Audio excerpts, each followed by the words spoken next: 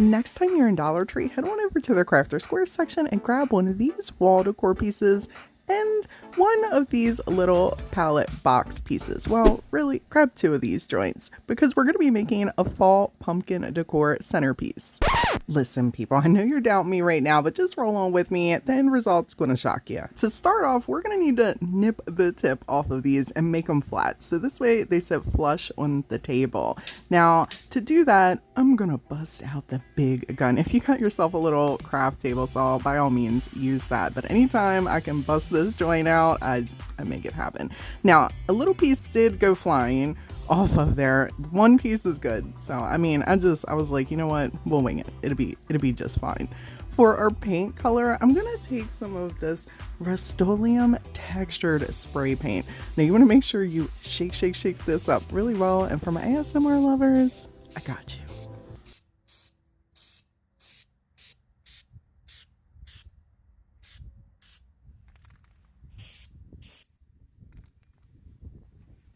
I am so pleased with the way that this textured spray paint turned out on these Dollar Tree pieces. You would never know that these were from Dollar Tree. And mine, the little pieces, another one flicked off. It's fine.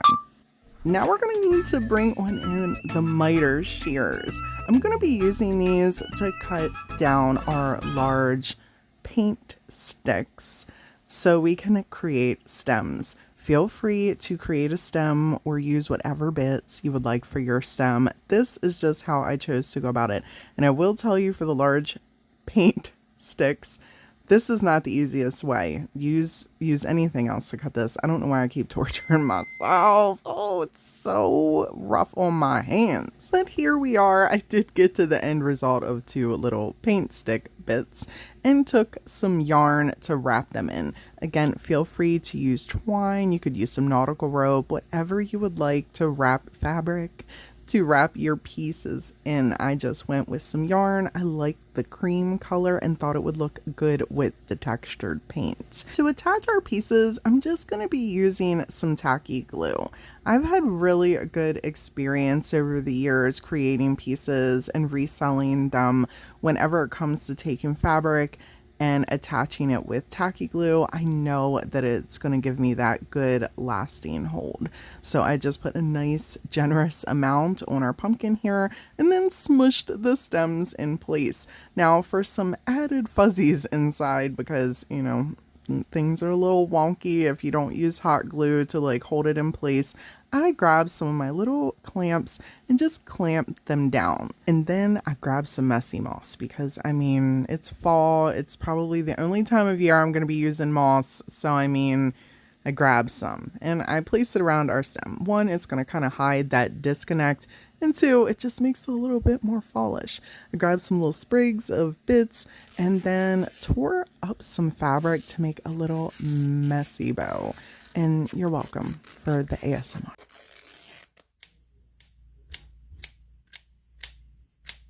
There are a lot of ways you can create messy bows. I like to do mine one of two ways. One, pile them on top of one another. When I'm happy with the arrangement, I take a stapler and just staple everything together and then glue them down with my tacky glue. Or two, this method where I put a pile of tacky glue off to the side and I smush each individual piece into that pile and then press it on top of the other one and then tacky glue it on down to where we're sticking it. When I was happy with the messy bow, it was time to find us a button. Yes, I collect vintage buttons, for anyone wondering.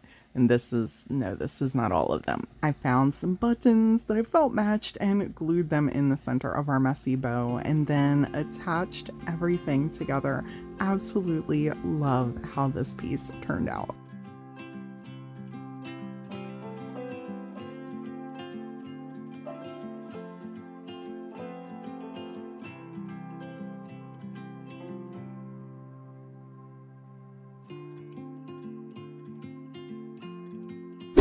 I think these beauties are meant for Christmas, you know, with this little bow that we have on top here, but we're gonna transform this into a super easy pumpkin decor piece for fall.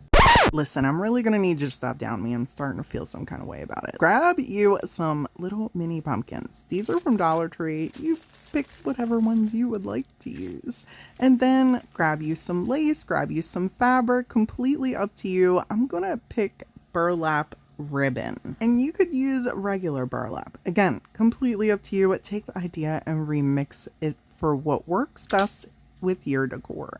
I'm just cutting a decent healthy size and then kind of smushing it, not to completely crimp up the piece, but to give it some disorganization. So as we're layering our fairy lights and our pumpkins in here, it looks a little bit better than just having some smoothed out ribbon swirls going on in here. Now, I did have to take a little tool to kind of push the fairy lights down and the pumpkins down, but this was just because the fairy lights were not staying and they're kind of stiff. But depending on the fairy lights that you use, you might not even have this problem. You might be able to just stuff your piece of glass and roll on with your project. Next, I'm grabbing some messy moss. And again, use whatever you would like. Use whatever color you would like. It's entirely up to you.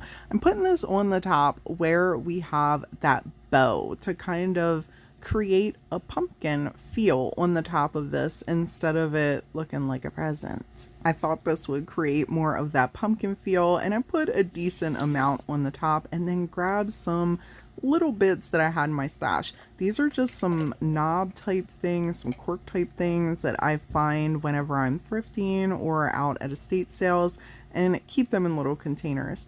You can create your stem however you would like. I was going for that rustic industrial look with this piece, and I really think I nailed it.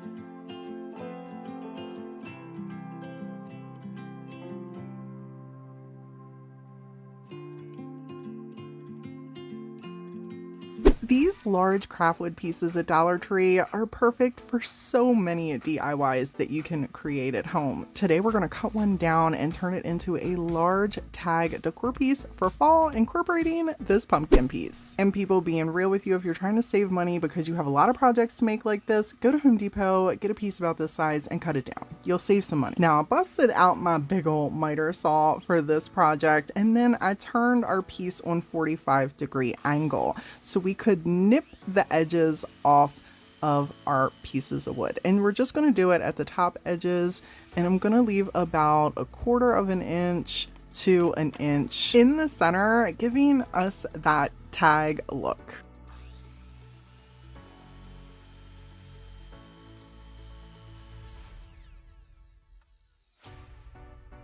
Next, we're going to need to bring on in our drill, along with a 3/4 inch spade bit, so we can put our little hole in here for our tag. And people, make sure that you have something underneath of your wood so you don't drill a hole in here. You're going to notice that I kind of stopped for a second. I'm like, I don't think it's thick enough. And I just grabbed some random little piece of wood. I was like, oh, this is enough cushion now, we're good. And then carried on about drilling the hole in the rest of the way.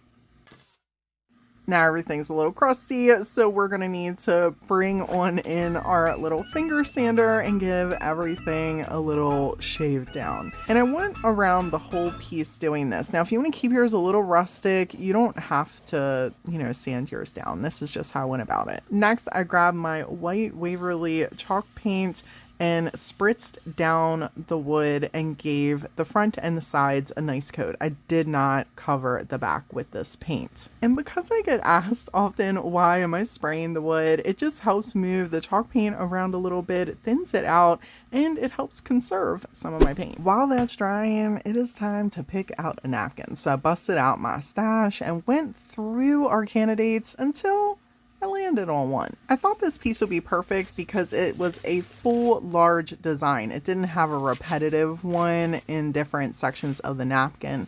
So I tore a corner and then just pulled off the top decorative layer and trimmed down our piece to cover out most of the bottom section. We're going to decoupage this onto the majority of the tag. We're going to be using our Folk Art Outdoor varnish for our medium. If you're new to decoupage or you've decoupaged before and you're looking for some inspiration, I have a whole decoupage playlist I usually keep down in my description box. Just click the more button underneath this video and you'll be able to check it out there. Tons of tips and tricks and information in there for you. Now, 2 items I feel like I have to have when I'm decoupaging a napkin are my TDS Decoupage fan brushes. These are artist brushes. They're in the fan style. I love how they smush right up underneath the napkin as I'm applying the medium, so you get a flawless connection throughout your art. And a sponge. I love using dry sponges. This is just a little dry kitchen sponge. I picked these up in a pack from Walmart. Some people recently have said that they've been able to find them at Dollar Tree. You get them wherever you would like. I usually cut them in half and then I will take them and press them down on top of our napkin. They help soak up any extra medium that is seeping up through the pores in the napkin, so you don't have a ton of that medium sitting on top of your napkin, helping create wrinkles, as well as flattening your piece out as you go.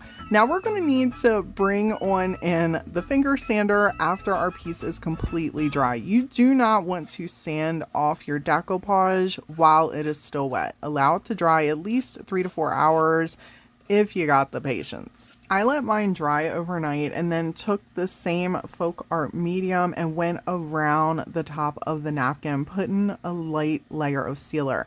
I put the pumpkin here, making sure to go around it, and the reason is because I didn't want to put a layer of sealer behind the pumpkin where I'm going to glue it down. I want that glue to kind of seep in through the napkin to get an attachment onto the thin layer of medium we put underneath, so our piece stays stuck together really well. You can use hot glue if you want to, but I decided to use some of my Type-On Quick and Thick, and then I grabbed some clamps and allowed this to dry for a few hours.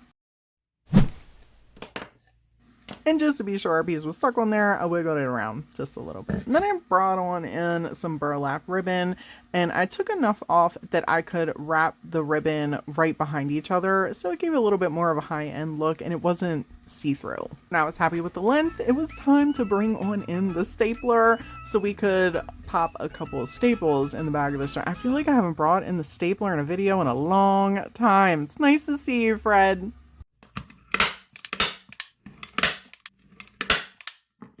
Now, I'm sure 2 on each side was good enough, but I just, felt like I had to pop that extra joint in there for fuzzies. I took some tacky glue and then grabbed some little floral bits and just started decorating one side, and then took the stapler and started stapling pieces in along with more tacky glue so everything stayed in place. And this is just how I like to attach pieces, especially if I plan on possibly reselling anything. I felt like the piece needed a little something something still, so I brought in some of my TDS Creative dry rub-on transfers and cut out one of the little words to pop right over top of the burlap on the right hand side. You could absolutely leave yours blank if you would like. This is just something extra I wanted to pop on here and thought that it made a great little addition to the piece. You can do your rope multiple ways and you can add whatever kind of tassel you would like. I took Dollar Tree's nautical rope and then a little bit of Dollar Tree's nautical rope and tied off a section, fraying the bits underneath of the section I tied off, and then grabbed a little vintage button to attach onto here, and that's going to be it for this fall pumpkin decor piece.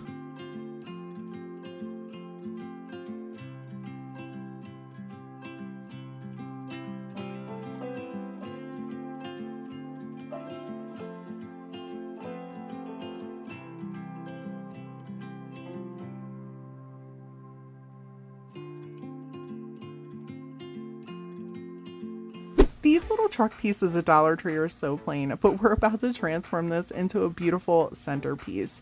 We're going to take some Rust-Oleum textured spray paint and put a layer on both of these pieces.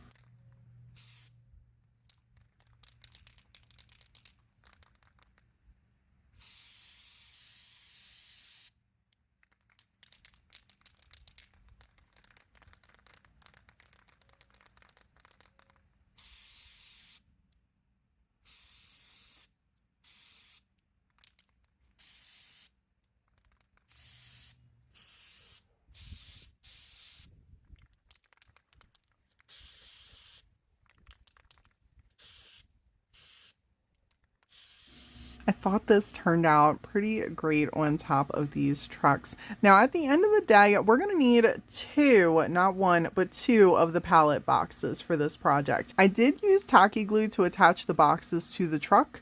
Just FYI, I don't know why I don't have that recorded for some reason. I'm sorry about that. Now I'm taking a little piece of square wood that I had in my stash and I'm just scoring it so this way it fits over top of our boxes. You'll see exactly what I'm talking about. Now I actually scored it a little short because I didn't measure it, shocker. Make sure you measure yours so it fits over there perfectly, and then I just fit this right onto the top, and the cool thing is it fits right in the center. If you don't have anything like this, you could absolutely use popsicle sticks or you could use painter sticks and cut them down. That would work as well to just kind of fit over here to create a base. See how I'm putting the little candle piece on there?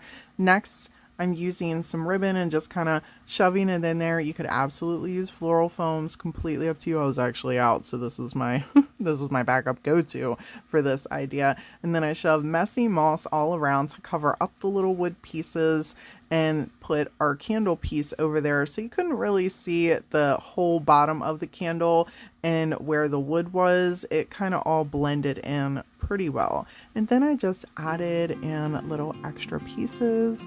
And how amazing does this look on the center of a table?